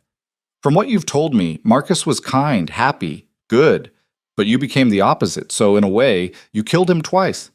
Once when he died, once when you became someone he wouldn't recognize. The words hit like a physical blow. Adrian pulled his hand away, standing up abruptly. That's not fair. Maybe not. But it's true. Lena's voice was getting weaker. He'd hate what you've become, Adrian. You know he would. You don't know anything about him. I know he had a brother who gave a stranger an umbrella in the rain. A brother who was kind without reason. That's the Marcus you're supposed to honor. Not by becoming hard and mean, but by staying soft despite everything. Adrian's hands were shaking. You don't understand. In my world, soft gets you killed. Then maybe you're in the wrong world. It's too late for that. It's never too late. Lena tried to sit up, failed. Adrian, look at me. He did, reluctantly. You have a choice, she said. Right now, today, tomorrow, you can keep being whoever you've become. Or you can remember who you were, who Marcus knew, who Umbrella Boy was. She coughed again, harder. You can't change the past, but you can change what comes next. And what comes next? After you're gone? Lena's smile was heartbreaking. That's up to you, but I hope... She had to stop, catching her breath. I hope you choose kindness. Choose to be the person who helped a scared little girl without expecting anything back. Because that person is still in there. I can see him. Adrian sat back down, feeling defeated. You're asking me to throw away everything I've built. I'm asking you to build something better. Like what? Like a life that Marcus would be proud of. Like a life where Umbrella Boy doesn't have to stay buried. Her eyes were closing again. Like a life worth remembering. She drifted off mid-sentence, leaving Adrian alone with her words. He sat there as afternoon turned to evening, as the light outside the window dimmed and the hospital settled into its nighttime rhythm. Nurses came and went. Machines beeped their warnings, and Lena slept on, each breath a little more labored than the last. Adrian thought about Marcus, about the brother who'd laughed too loud and dreamed too big, about the kid who'd forgiven Adrian for every stupid mistake, who'd looked up to him despite everything. What would Marcus think seeing Adrian now? Sitting in a hospital room, holding a dying girl's hand, questioning everything he'd become? Maybe Lena was right. Maybe he'd killed Marcus twice. Once by failing to save him, once by becoming someone Marcus wouldn't recognize. The question was, could he kill him a third time by changing? By giving up the power and control that had defined him for a decade? Adrian didn't have an answer. Didn't know if there was an answer, but sitting there in the dark, listening to Lena's labored breathing, he knew one thing for certain. He wasn't ready to watch another person die while he sat helpless. He wasn't ready to lose her yet. And maybe that meant something. Maybe that meant Umbrella Boy wasn't completely dead after all. Maybe. The stern nurse found him at 9, still sitting in the dark beside Lena's bed. "You need to go," she said, but her voice was softer than before. "She needs rest. Real rest. She's been sleeping for hours. I mean, you need rest too." The nurse checked the monitors, her face unreadable in the dim light. "You've been here all day, 3 days in a row now. I promised I'd stay, and you did. But you can't live in this room." She adjusted Lena's IV with practiced hands. "Come back tomorrow. She'll still be here." The unspoken words hung heavy. For now. She'll be here for now. Adrian stood up, his body stiff from sitting too long. He looked down at Lena's sleeping face, at the 2 roses on her bedside table already starting to wilt. Tomorrow he'd bring another, and the day after. However many days she had left. "Does she have anyone else?" the nurse asked quietly. "Family? Friends?" "No, just me." The nurse studied him for a moment. "Then I guess you're what she's got. Don't waste it." Adrian left without responding. The hospital corridors were emptier at night, just the hum of machines and the occasional cough from behind closed doors. He passed other rooms where other people were dying, where other families kept their vigils. But none of them felt as heavy as room 408. Marcus was waiting by the car, scrolling through his phone. He looked up when Adrian approached. "Rough day, boss?" "Yeah." They drove in silence through streets that were Adrian's in name only. He'd claimed this territory, controlled it, profited from it. But sitting in the back of his sedan, watching the city pass by, it all felt distant. Like a game he'd been playing that suddenly stopped mattering. His phone had 37 missed calls. He turned it off. The penthouse felt wrong when he got back. Too big, too empty, too cold. Adrian stood at the window with a glass of scotch he didn't drink, thinking about what Lena had said, about Marcus hating what he'd become, about being in the wrong world. She was right. He knew she was right. But knowing didn't change the fact that he'd spent 11 years building this life. You didn't just walk away from an empire. People depended on him, not in nice ways, but still. Territory would collapse, deals would fall through, enemies would see weakness and strike, and Adrian would lose everything he'd built on Marcus's grave. But what was the alternative? Keep being this person? Keep hurting people and calling it business? Keep pushing away anything soft or real until he died alone in an expensive apartment with nothing but money and regrets? He thought about Umbrella Boy. That kid seemed like a stranger now, someone from a past life. But Lena saw him, remembered him, believed he still existed under all the armor. Adrian set down the untouched scotch and pulled out his phone. Against his better judgment, he turned it back on. Messages flooded in immediately. Chen, Christoph, Dmitri, others. All demanding attention, all urgent. He ignored them all and typed a single message to Chen. "Need to talk. Tomorrow. Important." Then he turned the phone off again and tried to sleep. He dreamed of Marcus. Not the dying version in the hospital bed, but the real Marcus. 10 years old, laughing, pulling Adrian by the hand towards some new adventure. They were kids again, before sickness and death and hard lessons. And Marcus was saying something, repeating it over and over, but Adrian couldn't hear the words. He woke at dawn with Marcus's voice still echoing in his head. For the first time in years, he didn't feel angry when he thought about his brother. Just sad. Bone-deep sad for everything that had been lost. The flower shop didn't open until 9. Adrian waited outside like a stalker until the woman arrived, keys in hand. She looked surprised to see him. "You're early. Need a rose." "The usual?" "Yeah, and—" Adrian hesitated. "Do you have anything else? Something that lasts longer?" The woman's face softened. "How much longer are we talking?" "I don't know. Not long." She understood without him having to explain. "Come inside. I'll make something special." 20 minutes later, Adrian left with a rose and a small potted plant with red flowers. The woman had called it a begonia. "It'll last longer than cut flowers," she'd said. "And if you take care of it, it'll bloom for months, maybe years." Adrian had paid triple what she'd asked and left before she could see his face. St. Catherine's was different in the morning. More visitors, more noise, more life, trying to pretend death wasn't waiting in every room. Adrian navigated the corridors by memory now, barely noticing the turns. Room 4. O8's door was open. Inside, a doctor was talking to Lena in low tones. She looked worse than yesterday, if that was even possible. Her skin had taken on a grayish tint, and the circles under her eyes looked like bruises. The doctor glanced up when Adrian entered. "Family? Friend?" Lena said before Adrian could answer. Her voice was barely a whisper. "I'll give you some privacy, but Lena, think about what I said." The doctor left, nodding curtly at Adrian. "What did he say?" Adrian asked, setting the rose and plant on the bedside table. "That I should consider hospice care. That there's nothing more they can do here." Lena's eyes found the plant. "What's that?" "Begonia. Lady at the shop said it lasts longer." Lena's face crumpled. "You brought me something that'll outlive me."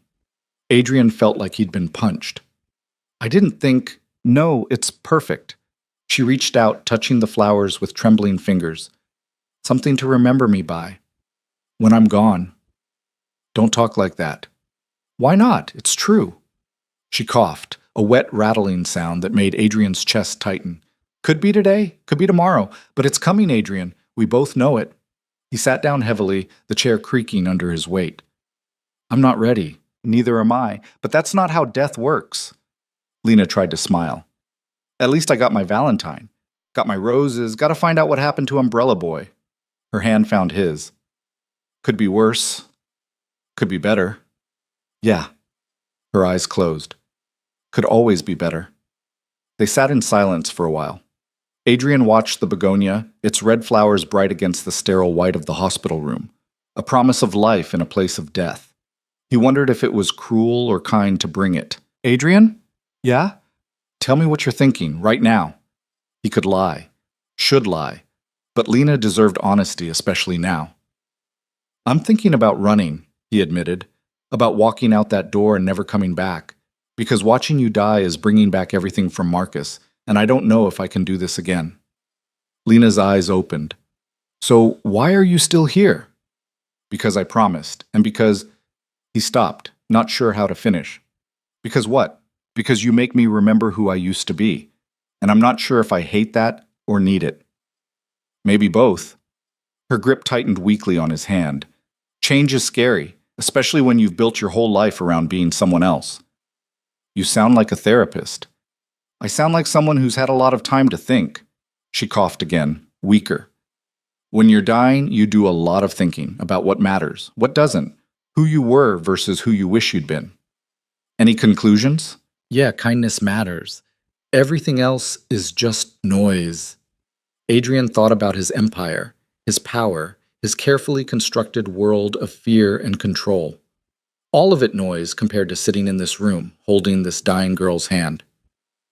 "I talked to my lieutenant last night," he said. "Told him we need to meet. About changes." Lena's face lit up despite her exhaustion. "What kind of changes?" "I don't know yet. But I can't keep doing what I've been doing. Not after this. Not after you." He paused. "You were right about Marcus. He would hate what I became. And I'm tired of disappointing him." "You're not disappointing him." "I did for 11 years. "Then don't disappoint him today." Lena's voice was fading. "Be the brother he remembered. Be Umbrella Boy." "I don't know how anymore." "Yes, you do. You're doing it right now." A nurse came in, the young perky one from before. She checked vitals, made notes, gave Lena more medication despite her protests. When she left, Lena was fighting to keep her eyes open. "Stay," she whispered. "I'm not going anywhere." "No, I mean really stay. Don't run. Don't hide from this." Her breathing was labored now. "Promise me you'll see it through. That you won't leave me alone at the end." Adrian felt his throat tighten. "I promise." "And after?" "Promise you'll remember. That you'll change. That you'll be better." "Lena, promise me, Adrian. I promise." She smiled, and it was the saddest thing he'd ever seen. "Good. That's good." Her eyes closed. "I'm so tired." "Then sleep." "What if I don't wake up?" "Then I'll be here anyway." Lena's breathing evened out, but Adrian could hear the struggle in it. Each breath was a battle her body was losing. He sat there holding her hand, feeling helpless and angry and sad all at once. His phone buzzed in his pocket. He ignored it. Chen arrived at the hospital at noon, looking confused and concerned. Adrian had texted him the address, told him to come alone. Now his lieutenant stood in the doorway of room 408, staring at Lena's sleeping form. "Boss, what—" "Outside," Adrian said quietly. "Don't wake her." They walked to a small waiting area down the hall. Chen looked like he had 1,000 questions and didn't know which to ask first.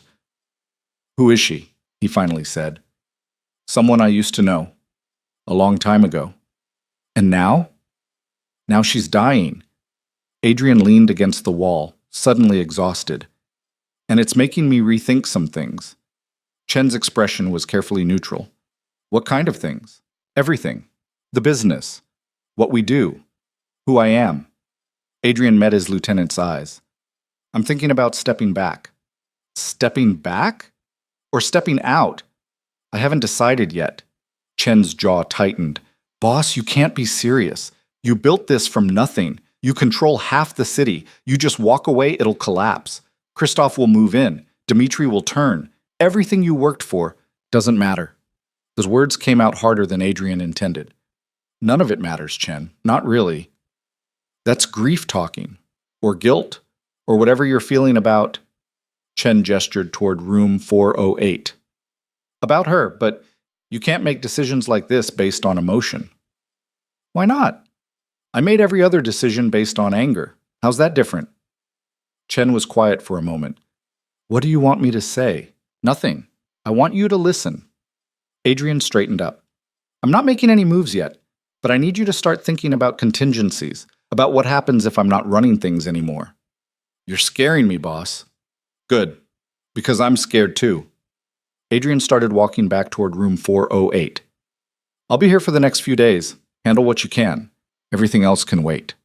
And if it can't wait, then it wasn't that important to begin with." He left Chen standing in the hallway and returned to Lena. She was still asleep, but her breathing had gotten worse.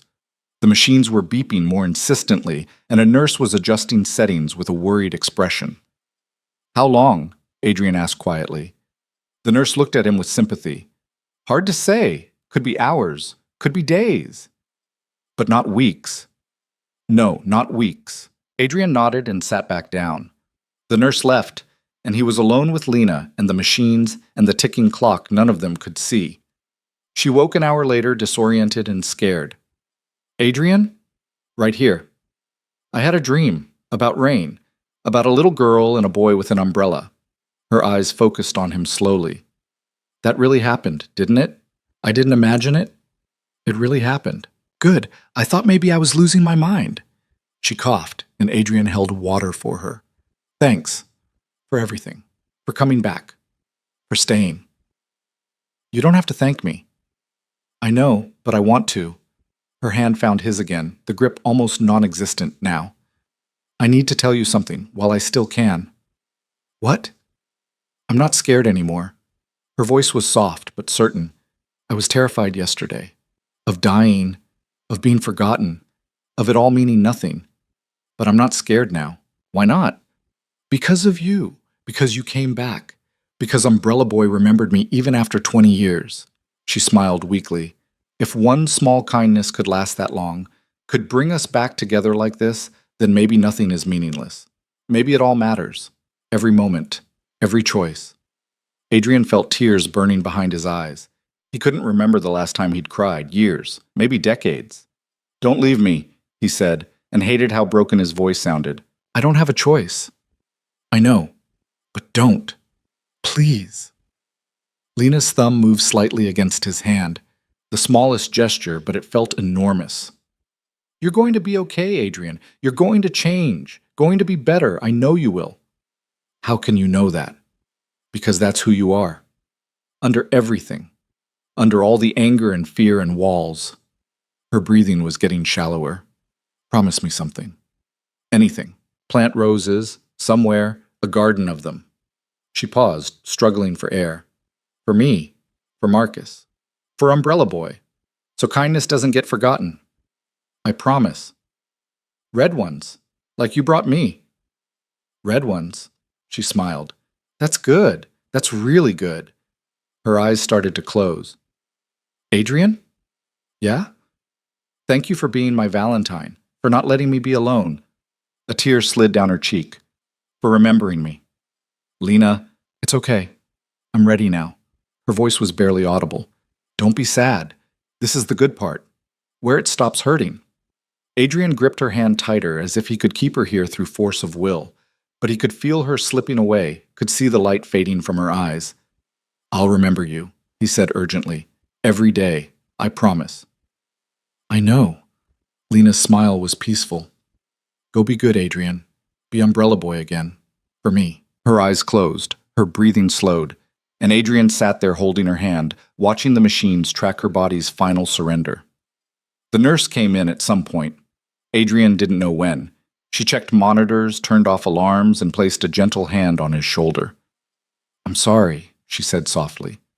Adrian couldn't speak, couldn't move.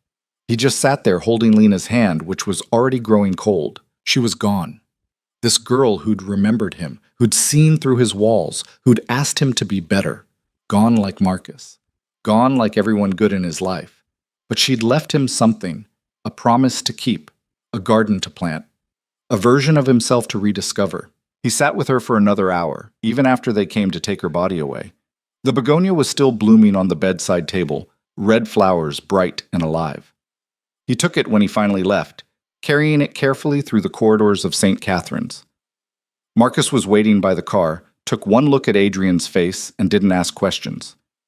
They drove back to the penthouse in silence, the plant sitting on the seat beside Adrian like a passenger. When he got upstairs, Adrian set the begonia on the windowsill where it could get sunlight. Then he sat on the floor beneath it and finally let himself cry. For Lena, for Marcus, for the boy with the umbrella who'd gotten lost somewhere along the way. He cried until there was nothing left, until he was empty and raw and broken open in ways he hadn't been since he was 16 years old. And then, slowly, he started to think about what came next, about gardens and roses and promises made to dying girls, about empire and territory and whether any of it mattered compared to being the kind of person his brother would have recognized, about change and fear and the possibility that maybe it wasn't too late after all. Outside the window, the city stretched out below him. His city, built on violence and fear. But maybe it didn't have to stay that way. Maybe there was another version of this story. One where Umbrella Boy didn't stay buried. Where kindness wasn't weakness. Where doing good didn't get you killed, it set you free. Adrian didn't know if he had the courage for that transformation. But he'd promised Lena he'd try. And Adrian Voss, whatever else he was, had never broken a promise. Not to Marcus. Not to Lena.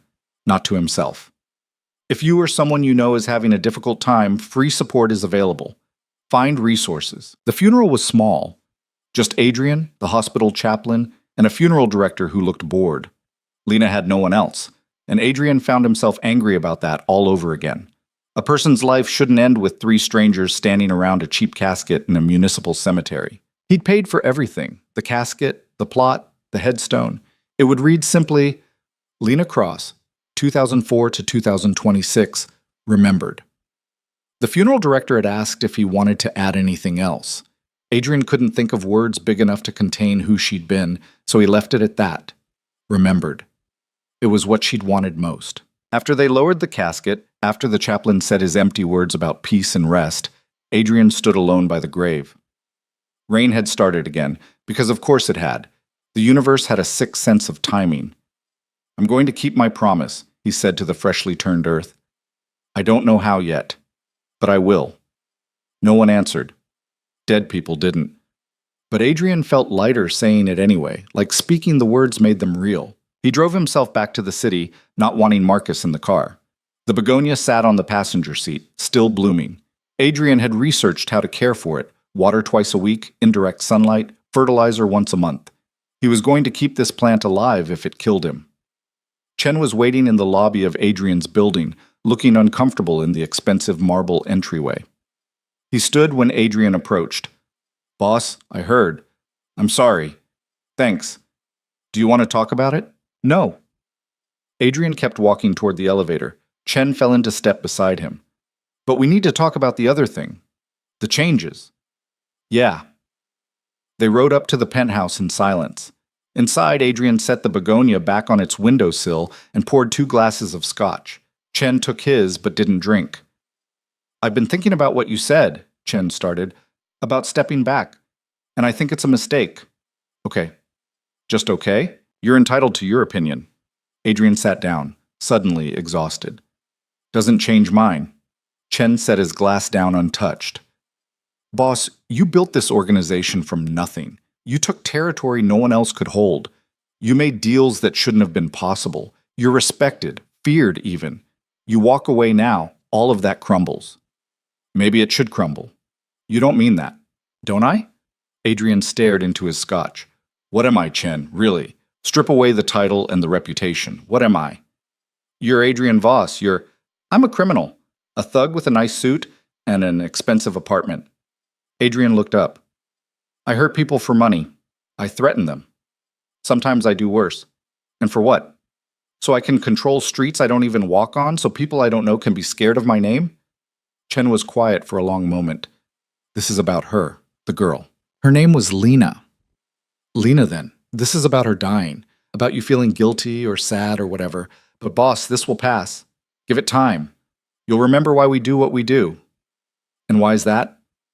Because we're good at it, because it pays, because the alternative is being nobody. Adrian laughed, but there was no humor in it. I'd rather be nobody than this.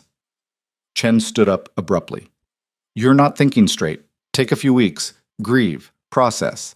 Then we'll talk about the business. Chen. Boss? I'm serious about this. Start making contingency plans. Figure out who could take over if I'm gone. How to divide territory. How to keep things stable. Adrian met his lieutenant's eyes. Because I'm done. Maybe not today. Maybe not next week. But soon. And if I say no, then you say no. But it doesn't change what I'm doing. Chen stared at him for a long moment, then shook his head. You're making a mistake. A big one. But I can't stop you. He moved toward the door, then paused. For what it's worth, I hope you find whatever you're looking for. After Chen left, Adrian sat alone with his scotch and his begonia and his thoughts. The city sprawled below him, lights coming on as evening fell. Somewhere out there, people were living normal lives, going to normal jobs, having normal problems. They weren't perfect, nobody was, but they weren't building empires on fear either. Could he have that?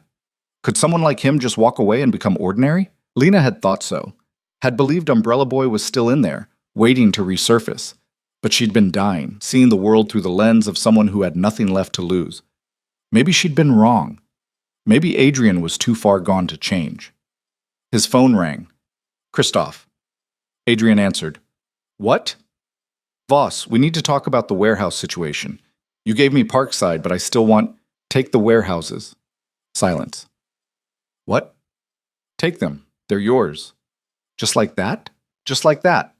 What's the catch? No catch. I'm done fighting over territory. Adrian stood up, walking to the window. You want the warehouses? They're yours. You want anything else? We'll negotiate. But I'm done with turf wars. Are you sick or something? You sound weird. I'm fine, just tired. Tired. Christoph's voice was suspicious. Voss, what's going on? Nothing you need to worry about. Do we have a deal or not? Yeah, we have a deal. Christoph paused. You sure you're okay? Never better. He hung up before Christoph could ask more questions. Then he called Dmitri and made similar concessions. Then 3 other lieutenants, adjusting deals that had seemed important a week ago and now felt meaningless. By midnight, Adrian had given away 1/3 of his territory and restructured half his operations. Chen would be furious when he found out. The others would think he'd lost his mind. Maybe he had, but it felt right in a way nothing had felt right in years. He slept on the couch again, too tired to make it to the bedroom. The begonia watched from the windowsill, its red flowers catching the city lights. Adrian fell asleep thinking about gardens and promises and dying girls who saw good in broken men. The next morning he went back to the flower shop. The woman looked up with a sad smile. I heard, I'm so sorry. News traveled fast, apparently. Or maybe she'd just guessed from Adrian's face. Thanks, he said. I need to ask you something. Anything. How do you plant a garden, like a real one, in the ground? Her expression softened. For her? For her, and for someone else. Someone I lost a long time ago. The woman came around the counter. What kind of garden are you thinking? Roses. Red ones. Lots of them. Adrian felt stupid saying it out loud, but pushed through anyway. She asked me to, before she died. Asked me to plant a garden so kindness wouldn't be forgotten. The woman's eyes filled with tears. That's beautiful. Can you help me? Of course. But you'll need land. Roses need space to grow, room to spread out. Adrian thought about his penthouse, his expensive life, the things he'd accumulated that meant nothing. I'll find the land. You teach me the rest. She did. Spent 2 hours explaining soil and drainage and pruning and care. Wrote everything down in neat handwriting on the back of business cards. Sent him home with rose catalogs and instructions and an enthusiasm that felt out of place in his dark world. But maybe that was the point. Maybe planting roses was supposed to feel out of place for someone like him. He spent the next 3 days researching land. Found a plot on the eastern edge of the city, overlooked and forgotten. Half an acre of empty space between industrial buildings and residential blocks. Nobody wanted it. Wrong zoning, weird shape, contaminated soil from an old factory. Perfect. Adrian bought it cash, no questions asked. Then hired contractors to clean the soil, install proper drainage, build a fence. They looked at him like he was crazy when he explained he wanted to plant roses. Crime bosses didn't garden. But they took his money and did the work anyway.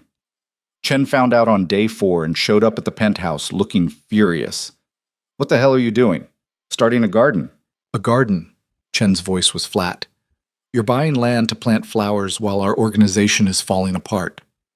The organization is fine. I restructured, that's all. You gave away territory, made concessions. Christoph is telling everyone you've gone soft. Chen paced angrily. Do you know what happens when people think you're weak? They test you. They push. They take everything. Then let them take it. Boss, I'm serious, Chen. Let them take it. I don't care anymore. Adrian turned from the window where he'd been watching the begonia. There are more important things than territory. Like what? Flowers? Yeah, like flowers. Chen stared at him like he'd grown a second head. You've lost it. Completely lost it. Maybe, or maybe I'm finally finding it. Adrian picked up the begonia, carrying it to better light. This plant is going to outlive me, Chen. 50 years from now, maybe 100. It'll still be blooming, long after my empire is dust, long after anyone remembers Adrian Voss controlled these streets. So what? You're retiring to garden? That's your plan? I don't have a plan. Not yet. Adrian set the plant down carefully. But I know I can't keep doing this. Can't keep being this person. Something has to change. Change into what? I don't know. Someone better. Someone Marcus wouldn't be ashamed of. Chen's anger deflated slightly. Your brother. Yeah. Boss, your brother died 11 years ago. You can't live your life for a ghost. I'm not living for a ghost. I'm trying to live like the person I was before he died. Before I decided kindness was weakness and fear was strength. Adrian faced his lieutenant. I'm trying to remember what it felt like to be good. Chen sat down heavily. This is really happening. You're really walking away. Not today. Not tomorrow. But soon. Adrian sat across from him. I need you to hold things together while I figure out the transition. Keep the peace. Make sure nothing collapses. And then what? Then you take over. Or someone else does. Or maybe we dismantle the whole thing piece by piece. I don't know yet. You're asking me to run an empire I don't want while you play in a garden. I'm asking you to give me time to do this right. Adrian leaned forward. Please, Chen, I know it's a lot, but I need this. Need to prove I can be someone different. Chen was quiet for a long time. Then he sighed. How long? A few months? Maybe more. And you'll stay available? Still make decisions when needed? Until we figure out the transition, yeah. This is insane. But Chen's voice held acceptance now, not anger. But I'll do it. For you.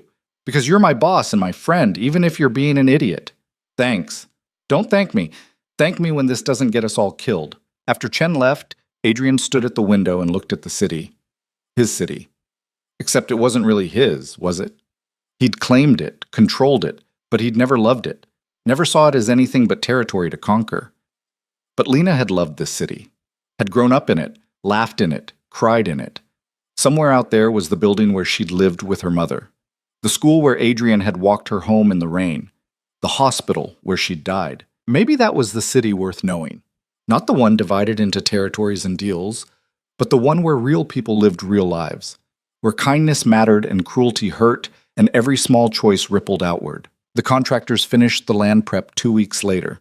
Adrian went to inspect it, standing in the middle of his half-acre plot with dirt under his fingernails for the first time in his adult life. The city noise was distant here, traffic and sirens and life happening somewhere else while he stood in empty space. This was going to be his garden, his promise to Lena, his memorial to Marcus, his proof that Umbrella Boy hadn't died completely. The woman from the flower shop came to help him plan the layout. They walked the plot together, talking about sun exposure and wind patterns and which rose varieties would grow best. "You're serious about this," she said, impressed. "Yeah. Most people say they'll plant a garden and never do. Too much work, too much time. I've got time." "And work?" Adrian smiled slightly. "Learning to like work again." They ordered 300 rose bushes. A ridiculous number. The woman tried to talk him down, saying he should start smaller, but Adrian refused. Lena had asked for a garden. He was giving her a garden. The roses arrived in early March, bare root and dormant. Adrian planted them himself, refusing contractors or workers. Just him and a shovel and 300 holes to dig. His hands blistered. His back ached. He'd never been so tired or so satisfied in his life. Chen thought he'd lost his mind.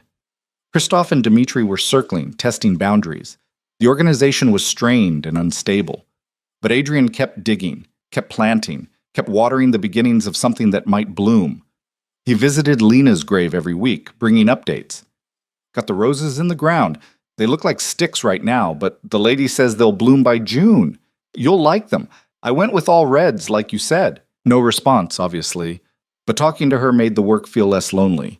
Marcus's grave was across town in a different cemetery.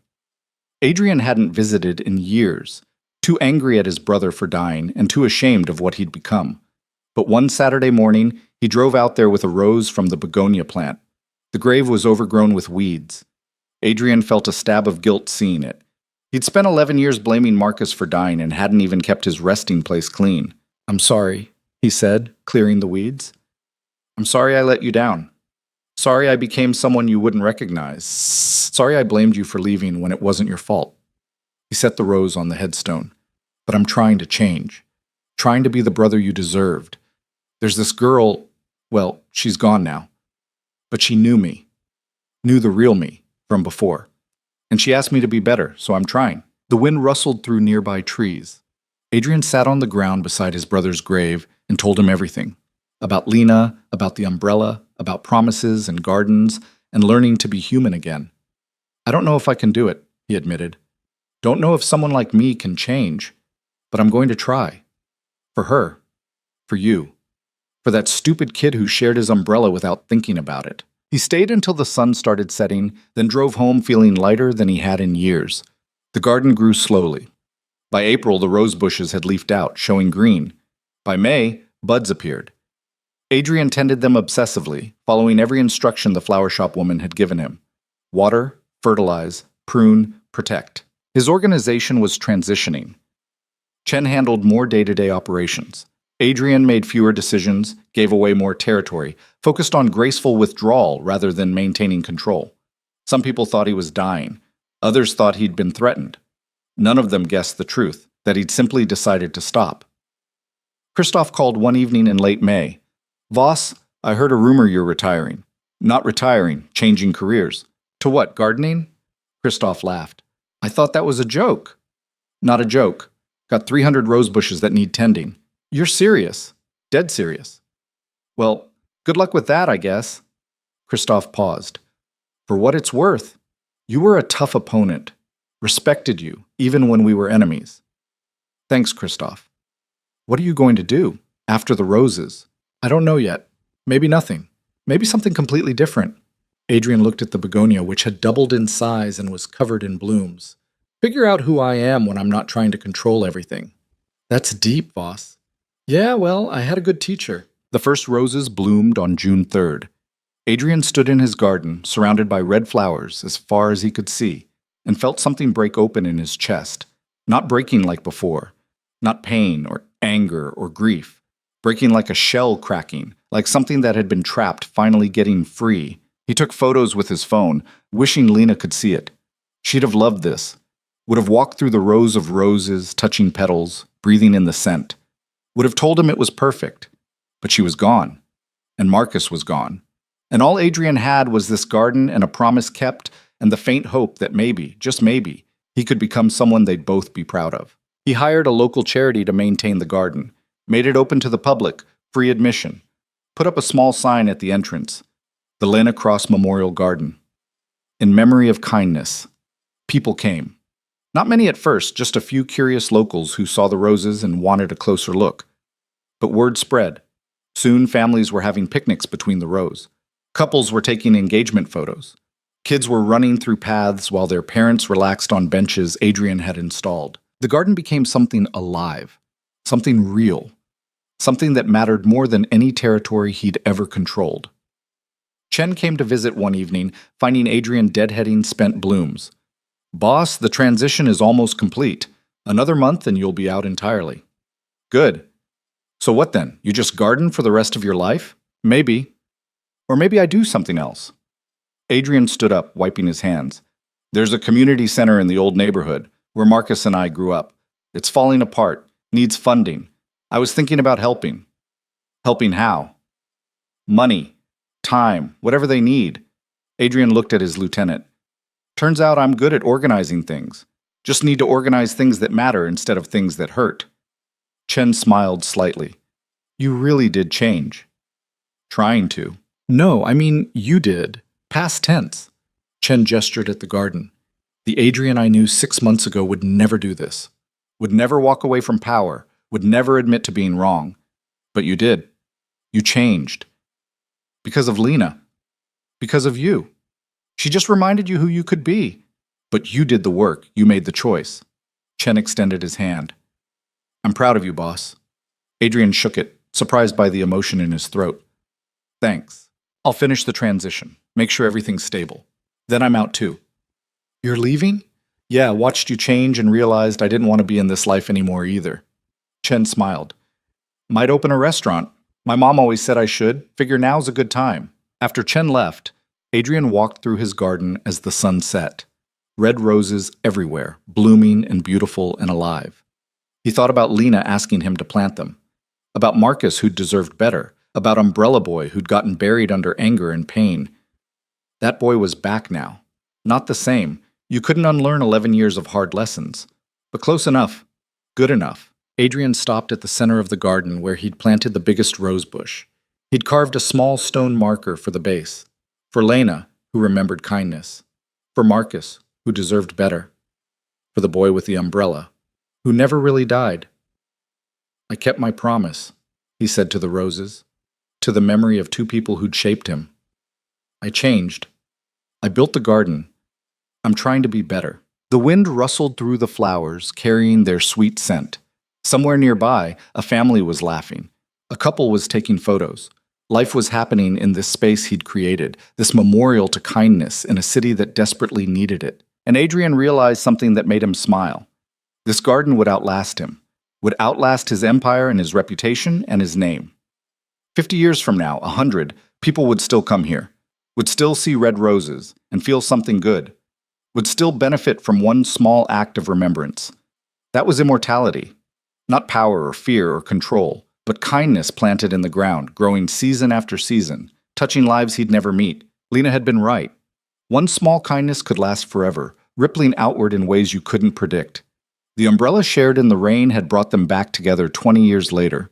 The roses planted now would bloom for generations. Maybe that was the point of being human, not to be perfect or powerful or remembered for greatness, but to do small good things and trust they'd matter, to plant seeds knowing you might not see the harvest, to change because it was right, not because it was easy. Adrian left the garden as evening turned to night, the roses dark shapes against darker sky. He drove back to his penthouse one last time, looking at the city spread below him. Tomorrow he'd move to a smaller place, something normal, something that fit the person he was becoming rather than the person he'd been. The begonia sat on the windowsill, still blooming after all these months. Adrian picked it up carefully. This plant that had outlived Lena, that would outlive him too. "Time to go," he said to it. "Time to start over." He took one last look at the penthouse, at the expensive empty space that had been his throne room. Then he walked out with his plant and didn't look back. Some changes happened slowly, some happened all at once. Adrian's had been both. Slow accumulation of small choices, sudden recognition of who he'd been versus who he wanted to be. But he was different now. Not perfect. Not healed. Not without scars or regrets or moments of doubt. But different. Better. More human. Umbrella Boy had come back. Not because he'd never left, but because Adrian had finally stopped running from him. Had finally accepted that kindness wasn't weakness. That caring wasn't dangerous. That being good was harder than being feared, but infinitely more worthwhile. He thought about Lena often. About her face when he'd brought that first rose. About her hand in his as she died. About her final words. Go be good, Adrian. Be Umbrella Boy again. He was trying. Every day, in small ways. Helping the community center, maintaining the garden. Treating people with basic human decency. Learning to live a life that wasn't built on fear. It was harder than running an empire. Required more courage, more vulnerability, more faith that doing right would somehow be enough. But it was worth it. Worth the risk, worth the uncertainty, worth rebuilding from nothing. Because this time, he was building something that mattered. Something that would bloom long after he was gone. Something that proved one dying girl's belief had been right all along, that Umbrella Boy was still in there, waiting to be remembered. And in remembering who he'd been, Adrian had finally discovered who he could become.